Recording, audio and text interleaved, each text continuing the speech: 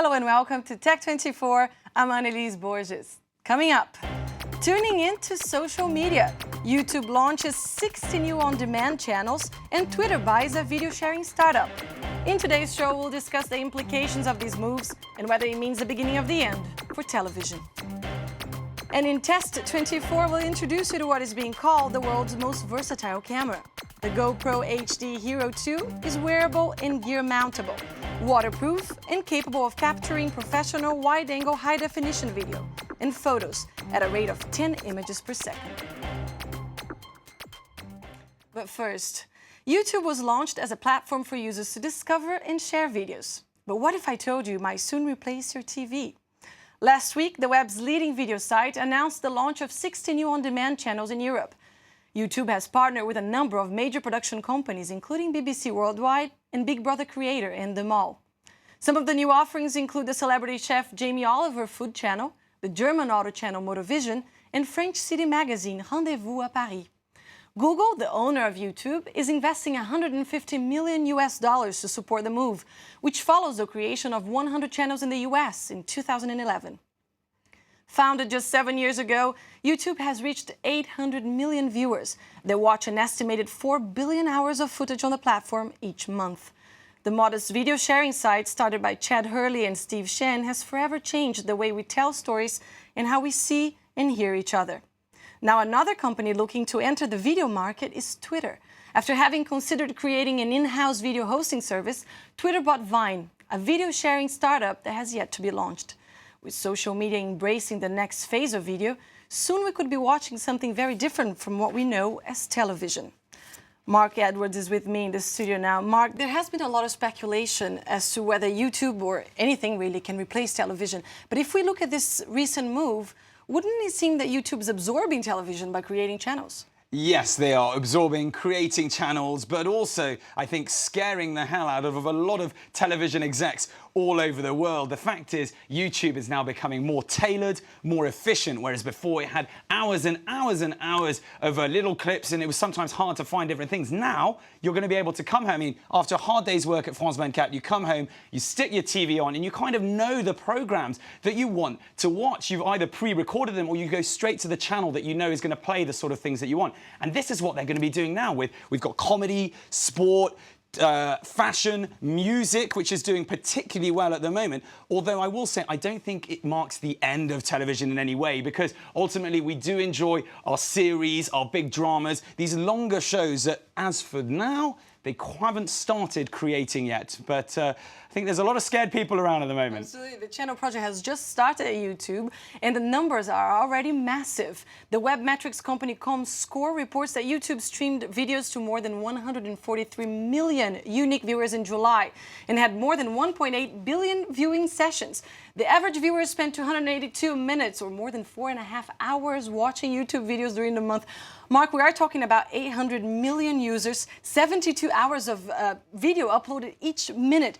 In your opinion, what's responsible for this surge? I mean, these numbers are absolutely incredible, but I think what they did very cleverly, they increased the amount of time that you could put online, which was a big thing, and increased the bandwidth so you could put on bigger file sizes. Now, the biggest thing, and really the thing that's helped YouTube the most, is the advent of fast tablets and mobile phones. People now very bored on their phones can watch YouTube videos, and in many ways that's really helped this huge surge. And also, a final thing was ads. When we're watching television, adverts come on, there's nothing you can do, you go back home, make yourself a cup of tea and then come back out. Here, you can watch for 5 seconds and then you can decide to skip the ads. And I think that's really helped YouTube in that way as well. And now, in addition to this ad-based model, creating new channels can provide a new source of revenue for YouTube and its partners, right? Well, absolutely. In the last few years, they've also started a sort of buying pay-per-view channels where you can purchase movies from Hollywood. I'm sure it's not going to be long before you can watch some pay-per-view box office kind of films or sport. So there's definitely not just relying on ads, but also looking at this world of pay-per-view.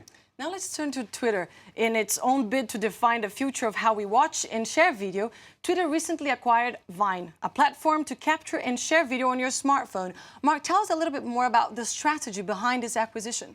Well, In many ways, it's a strange one. It's a lot of whispers and a lot of twittering in the background. We know for a fact they've acquired Vine, and we don't know a huge amount about Vine, except that it is able to take small pieces of small footage and put them together and then reloop them at the start without needing big post-production or taking up a huge amount of space. So in many ways, it's almost the equivalent of a tweet, but a video tweet. Now, it's not the first time that Twitter has actually taken on a video sharing site. They had they share with Photo. They have a system with Photo Bucket, which also can put on videos, and they purchased Posturous, but apparently that was more just to actually take on the team that was Posturous. So who knows whether they're taking on the 3 guys who started Vine, or actually this is going to be Twitter's ascent onto this video sharing platform. We'll be watching that. Thank you very much, Mark. And don't go away.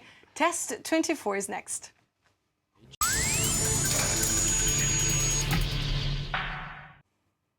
This is a GoPro HD Hero 2 Outdoor Edition, what is being called the world's most versatile camera.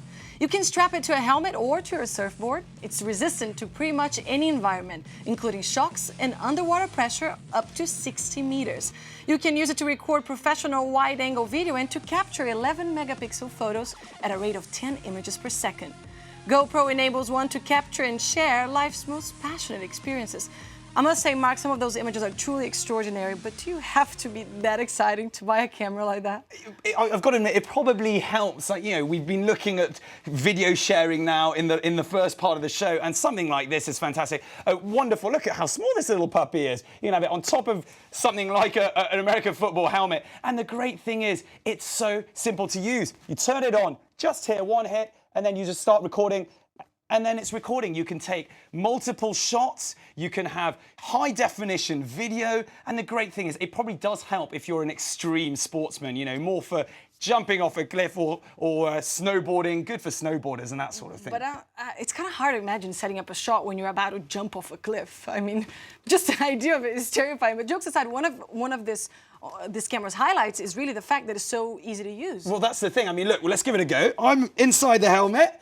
And I'm about to jump off the thing. Your head fits the helmet. My head just about fits the helmet. And it's just one hit. I turn it on, and then that's it. And then we're on. And I know with the sound that it's up and running. And the great thing is it takes continuous shots until the SD card is completely full. So you know that you're going to get whatever, you know, you manage to have a good stack in the snow. You know that it will be able to capture all of those wonderful moments. And it looks pretty classy as well, doesn't it? Just on top like that. Absolutely, absolutely. The makers are also quite proud of the audio capture, right? Well, you know, one of the worst things you can ever do is picture a wonderful video. You take a wonderful video, and then suddenly the sound quality is terrible. But these guys, they've got a 3.5mm microphone out there. I mean, it's professional standard.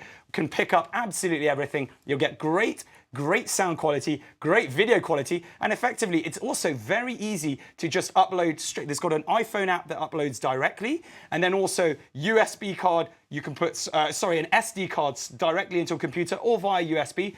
Boom, you've got yourself a professional video that for your extreme sportsman inside you. What about battery life? Battery life, very good, 2.5 hours. It can keep going. I can't imagine you're going to be going for skydiving far longer than that. Except the Austrian fellow last night was skydiving for 10 minutes, broke the world record. Well done to him. But 2.5 hours, you're not going to need much more than that. Skiing around the slopes, snowboarding, stacking in the powder the whole time, or surfing, or even diving with sharks. Not recommended really for grandparents and that sort of thing, although they could be extreme sportsmen. But I think it's more for those active people around who really want to capture those high adrenaline moments during a good holiday. How about the price? We're looking at €349. Reasonable? It's reasonable if that's what you're going into the market specifically for that. You're not buying it just because you want a camera. You're buying it because you want to capture those high adrenaline moments. Thank you very much for that, Mark. Pleasure. And thank you for watching this edition of Tech24. Don't forget you can give us your feedback on the show via Facebook or on Twitter at TechF24. And finally, meet Thermite, the firefighting robot. A machine originally designed for the US Army to neutralize improvised explosive devices in combat zones has been transformed into a risk-taking firefighter. Thermite is a miniature tank capable of pumping out 500 gallons of water per minute, and comes equipped with an innovative cooling system, allowing it to fight some of the hottest fires. That's all we have time for. I'll see you next week.